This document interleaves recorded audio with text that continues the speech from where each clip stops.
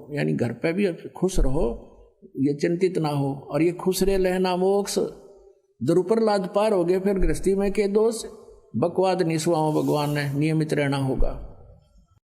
अब सच्चिदानंद घन ब्रह्म की वाणी आपको सुनाते हैं। जैसे हम सोचा करते थे कि ये साधक घर त्याग गया, जंगल में चला गया,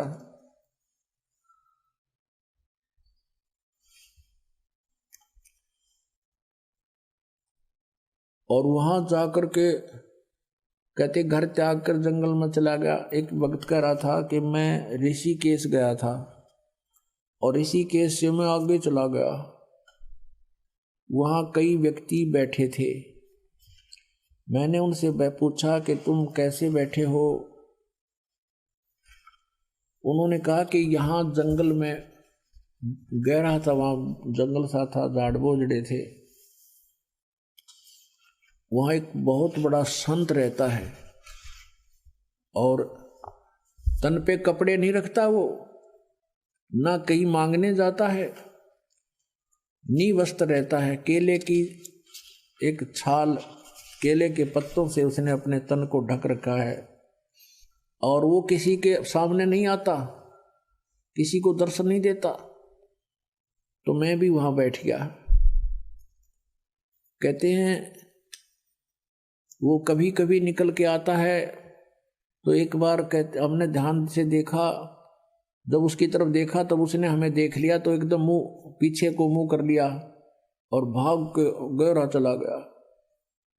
तो वो बता रहा था कि यदि दर्शन हो जाते तो मेरा बेड़ा पार हो जाता, बस थोड़ी सी कसर रहेगी। अब उसको कौन समझावे, क्योंकि ज्ञान है नहीं। साच कहूं तो जग मारे, भगवान कहते हैं। अब परमात्मा क्या बताते हैं, डंब करें डूंगर चढ़ें, कई साधना करते हैं, ऊपर बैठ जाते हैं ऊंचे से स्थान पर जहां से सबको दिखाई दे कि वो बैठा साधक। डूंगर माने ऊंचे स्थान पर, टीले पर, ताकि दूर से देखे बाबा जी तपस्या कर रहा है, दुनिया इकट्ठी हो जाए, वहां पहुंचे उसकी वाह वाह हो जाए। कहते हैं डंब करें, डंब माने पाखंड करते हैं ये लोग। डंब करें डूंगर चढ़ें, अंतर झीनी झूल, और जग जाना यो बंदगी करे यो वो है सूल बबूल।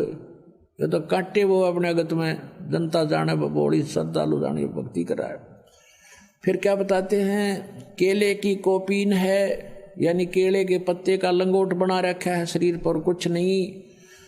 और फूल पान फल खाही, नरक का मुख नहीं देखते जो बस्ती निकट ना जाही। वो जंगल के रोज हैं जो मनुष्यों बिद के जाही, निस्तिन फिरो उजाड़ मैनो परमात्मा पावे नाही। कि केले की पत्तियों की लंगोट बना रखा है। आदमियां तो बेदक कब आग जा हैं, वे मनुष्य के दर्शन नहीं करता और फूल पत्ते फल खा कर अपना गुजारा करता है। कहते वो तो जंगल के रोज हैं, रोज नील गाय धक्के खाते अंडे, उनते भी नंगो भी नंगे फिरे हैं। जब तक सत साधना नहीं है, सच्चा मंत्र नहीं है, चाहे निर्वस्त्र रहे, चाहे कितने वस्त्र पहन, चाहे लाल पहन चाहे पीले, कुछ आपको कोई लाभ नहीं होगा। जब सत साधना मिल जाएगी तो परमात्मा ने बुद्धि दी है, अपने कपड़े जितने आवश्यक हैं वो अवश्य ग्रहण करो। इन बकवादा में कुछ नहीं दे रहा। हम पहले जब गुरुजी के पास जाते थे, छुडानी गुरुजी आते थे हमारे, तो वहाँ और भी साधु जो नकली आते थे, तो वो क्या करते थे कि एक तो केवल एक बस एक कपड़ा बांधते थे पर्दे पर, तय मनसा घुटना तो ऊपर ताई का, और बाकी नी वस्त्र रहते थे शेष। उसको अवधूत कहते थे, अवधूत। वो एक अवधूत बैठा एक दिन, और उसने सर्दियाँ के दिन थे, वो बैठा बरंडा में एक खंबे का उस पिलर का कड़लाएं, और नो का पर सारा नो का पर। मैं हम भी उसके पास बैठ के, महाराज जी क्या हो गया? बोला नहीं भजन कर रहा हूँ मैं, टट्टू भजन कर रहा है, तेन जाडे में तो सांस नहीं आ रहा। भजन तो जब हो तेरे पास रजाई हो, आराम से बैठ कर भजन करिया, गर्मी कपड़े पहन ले तो भक्ति होगी आपसे। बोला चल चल अपना काम कर, हम अवधूत हैं, हम कपड़े नहीं पहनते। बताइए न कौन समझावे सिर फिरा ने। सारा कापन लाग रहा, दाढ़ बाजे, अन्यों का भजन करो, टट्टू भजन। अब भजन की भक्ति ना तुम्हारे पास, तुम करके रही हो, पहली बात तो नाम नहीं है। गुरु बिन काऊ न पाया ज्ञाना, जो थोथा वो छड़े मूड के साना। गुरु बिन वेद पढ़े, जो प्राणी समझे ना सार रहे अज्ञानी।